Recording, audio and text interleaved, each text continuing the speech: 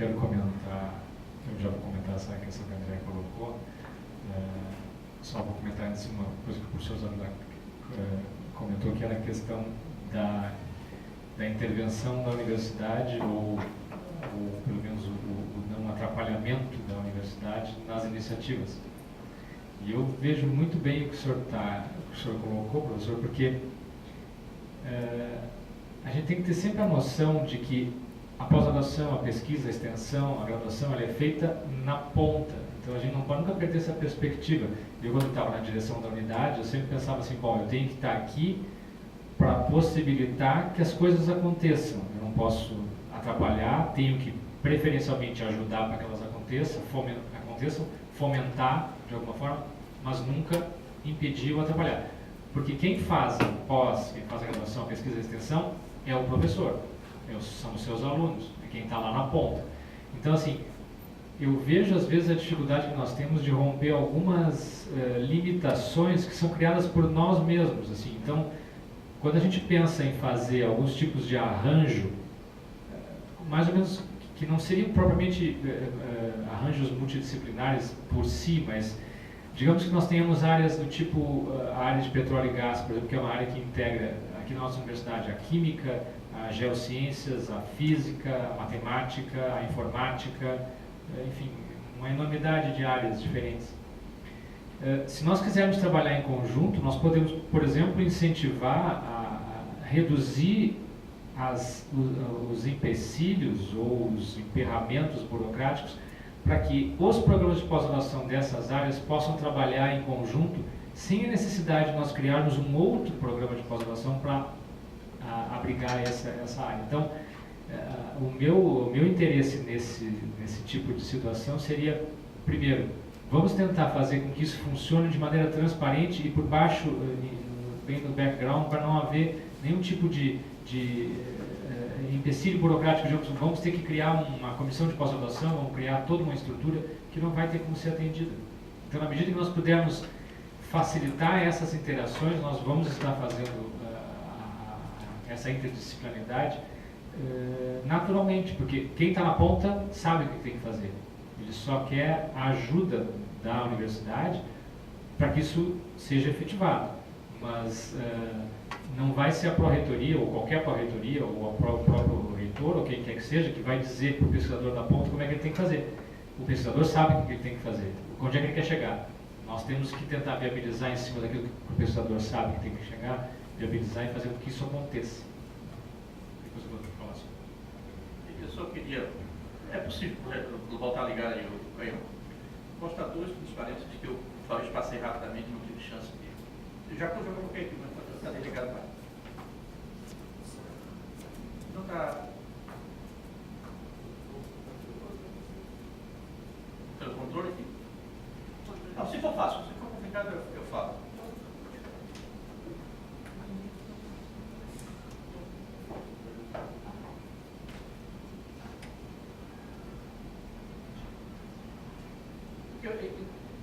Tentando responder a comentário da professora, eu não gravei o seu nome, mas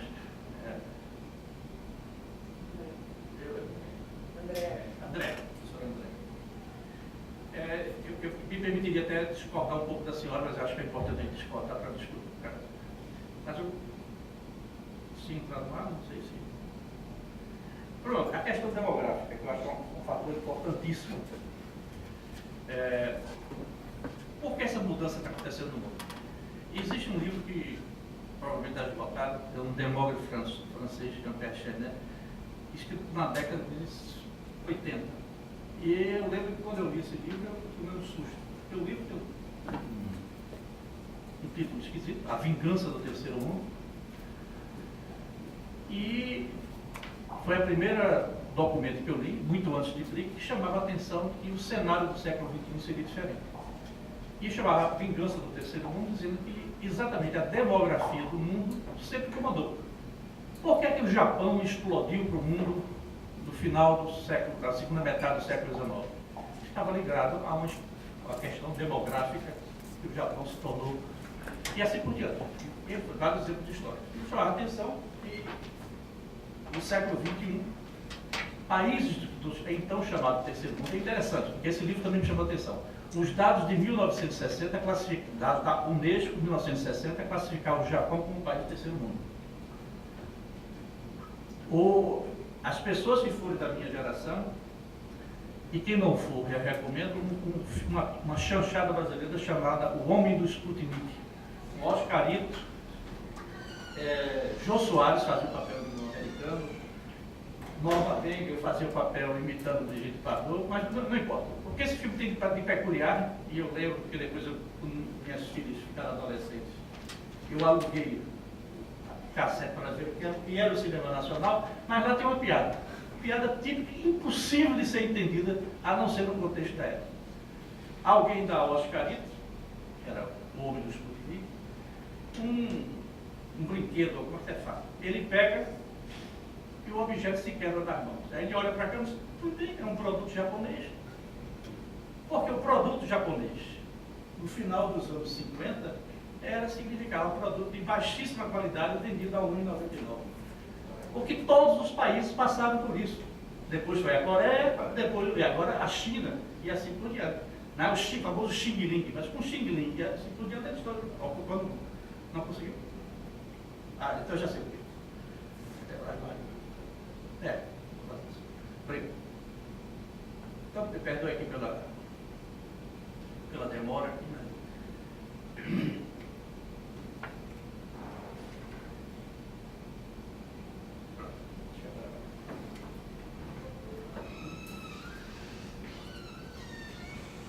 Então, é isso aqui que eu queria mostrar a vocês. Eu falei rapidamente. Nós temos uma janela de oportunidade. Nós temos uma janela de oportunidade que se fecha em 2050. Em 2050, o Brasil vai ter taxa de crescimento zero da população economicamente ativa. Essas coisas são mágicas. Por que que de repente, do ponto de vista geral, países como a Itália, Espanha, Portugal saíram caçando tataranetos de imigrantes para dar cidadania? O gesto de... Não. A contração demográfica desses países fez com que jovens se tornassem uma coisa importantíssima. E é muito melhor dar cidadania a quem é descendente do que dar cidadania a quem chega num barco de imigrantes. Esses países estão aqui, envelheceram. Delfim Neto, que pode ser, menos que não é uma pessoa inteligente, ele tem uma frase muito interessante, uma crônica recente dele. Nós não podemos nos dar o luxo de envelhecer sem termos nos tornados ricos. Alguns desses países viraram ricos, outros vão envelhecer sem ser tornados ricos. Nossa chance morre em 2050. E uma coisa, a fila anda. Se nós não nos tornarmos ricos, modernos, soberanos, olha os que estão na vez. O final do século XXI, quem vão ser os BRICS do final do século XXI? Daqui. São os países que têm dimensões, claro, aí é a taxa de crescimento, não quer dizer o estoque bruto. Mas países como a Nigéria e assim por diante, são países que estão lá na fila, crescendo, população, vão ser cada vez melhor educados. E esses países vão competir. Ou seja, a demografia, a geografia humana, a política do mundo já mudou e a The Economist não quer reconhecer. E vai mudar e nós também não queremos reconhecer. A pergunta sobre a questão de ciências sociais, assim por diante, é óbvio que tudo isso é um material de extrema riqueza para o intelecto humano, para a própria graduação brasileira. Não é só a física, a química, a ciência dos materiais, a meteorologia ou a medicina que vai se beneficiar. Imagine a riqueza que isso representa em termos de estudo nas diversas áreas das ciências humanas e sociais. Além dos desafios que nós temos. Nós temos problemas gravíssimos no mundo. Nós temos problemas gravíssimos, exatamente a desigualdade social do Brasil.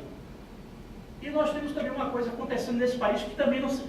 Hoje não coloquei aqui uma coisa a pensar, porque já se fala sobre isso. Mas que é a intensa mobilidade social conseguida nos 10 últimos anos. E isso está mudando o país.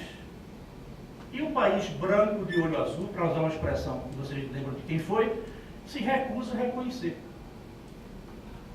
Esse país se recusa a reconhecer que é um país miscigenado, que é um país...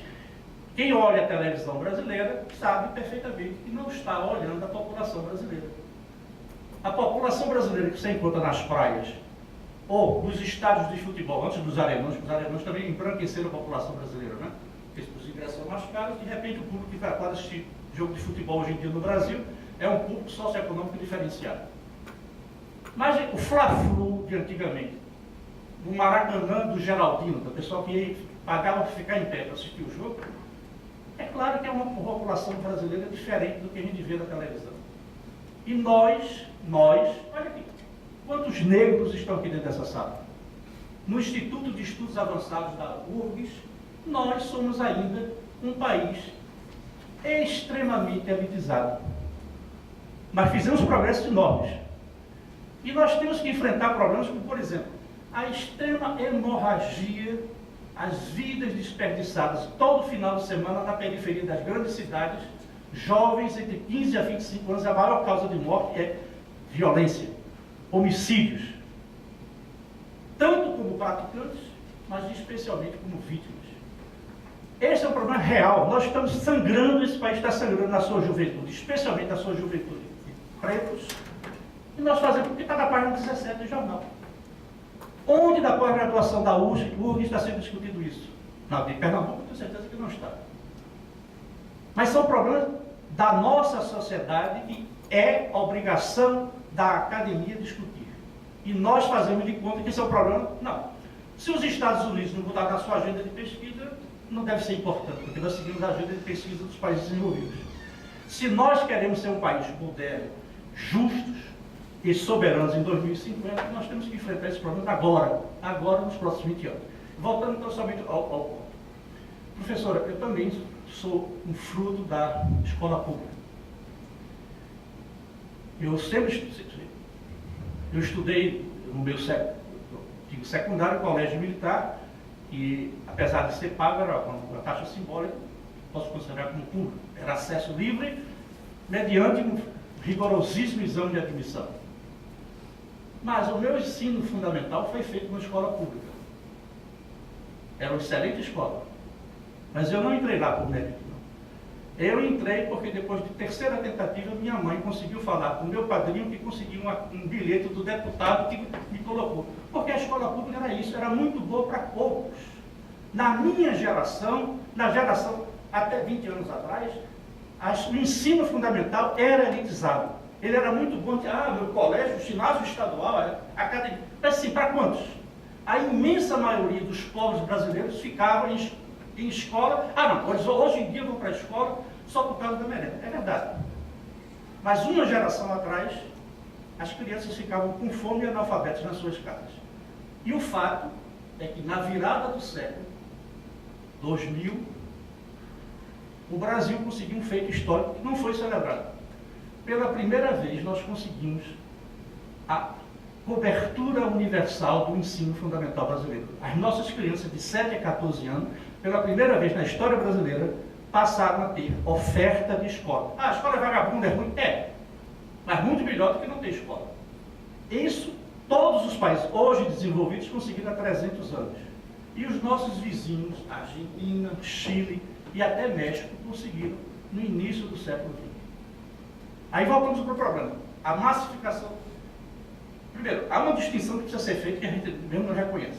Há uma enorme diferença entre universidade e ensino superior. Então, quando se fala o que tem que se comparar é o acesso ao ensino superior. Nem todo ensino superior é universidade. Universidade, uma instituição de ensino, pesquisa e assim por diante. O ensino superior está sendo massificado em vários países desenvolvidos. E nós temos que caminhar para isso. Então, aquilo que as pessoas veem como uma desgraça, como uma tragédia, que é mais jovens querendo entrar nas universidades, é uma bênção. Esse país está mudando e temos, felizmente, mais jovens concluindo o ensino médio e com todo o direito legítimo, esperando ter acesso ao ensino superior. Mas aí eu falo com meus colegas, peraí, mas no meu departamento não entra. Se não tirar nota tal em cálculo e física, eu não entro. Muito bem. O que é que a gente faz? são os nossos jovens. Vamos colocar no navio da igreja, despachar para ver onde é que eles vão bater? Se eles não têm o nível que nós queremos, porque nossa geração falhou. Nossa geração não foi capaz de dar um ensino básico, fundamental e médio, na qualidade que nós estamos cobrando dos nossos alunos. E eles são os nossos jovens. Portanto, quem tem que resolver esse problema somos nós. Não adianta dizer, eles não têm nível, não podem ir para onde? Eles são os jovens brasileiros. Não, nós temos que investir na educação básica. Daqui a 30 anos nós resolvemos isso. E o que nós fazemos com esses milhões de jovens que tiveram um ensino médio deficiente? Por culpa nossa. Quando eu digo nossa geração falhou. Portanto, o Brasil é um país complexo. É um país extremamente complexo. Duas transparências para me ajudar a expor o que eu queria dizer. Deixa eu ver se eu consigo achar aqui.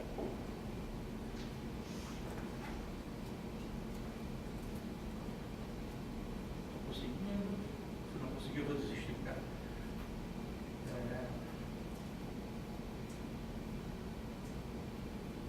Esse é aqui, deixa eu ver. Mais duas tentativas.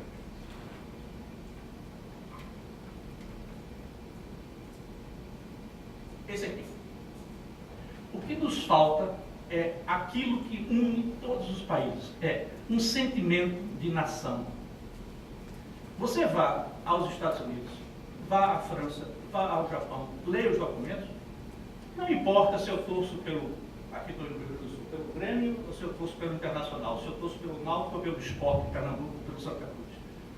Podemos divergir, mas na hora de definir as prioridades nacionais, nós usamos o que temos em comum, a nacionalidade, um projeto de nação. Aleatoriamente, peguei isso aqui.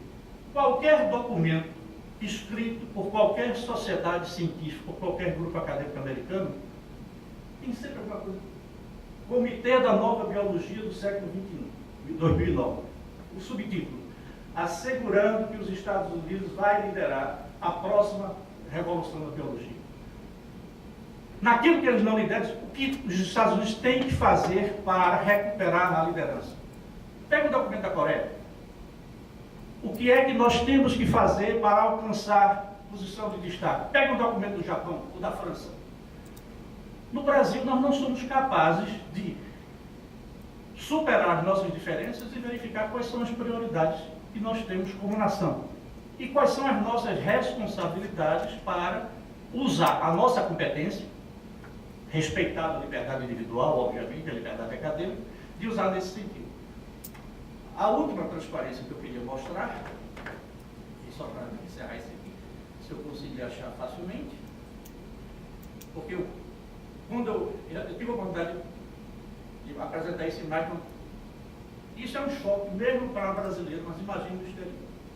A complexidade desse país. Nós temos que fazer com que esse país se torne moderno, superando os atrasos históricos. Esse documento foi apresentado pelo Ministério da Defesa na Conferência Nacional de Ciência e Tecnologia. E outro? Se recusou? Isso é o Brasil projetado sobre a Europa. Esse é o nosso país. Vai de Alexandria a Dublin, de Lisboa a Moscou. Sendo que 50%, 60% disso aí é floresta amazônica. Portanto, nós temos que ser capazes de enfrentar os desafios para frente e superar os atrasos históricos que nós encontramos. Agora, só quem vai fazer isso somos nós. A academia, com o Pacto do Povo Brasileiro, desempenhando seu papel. E com o seguinte agravante, eu volto a insistir. Se nós não fizermos isso nos próximos 20, 30 anos, os nossos netos vão chorar o fracasso da nossa geração.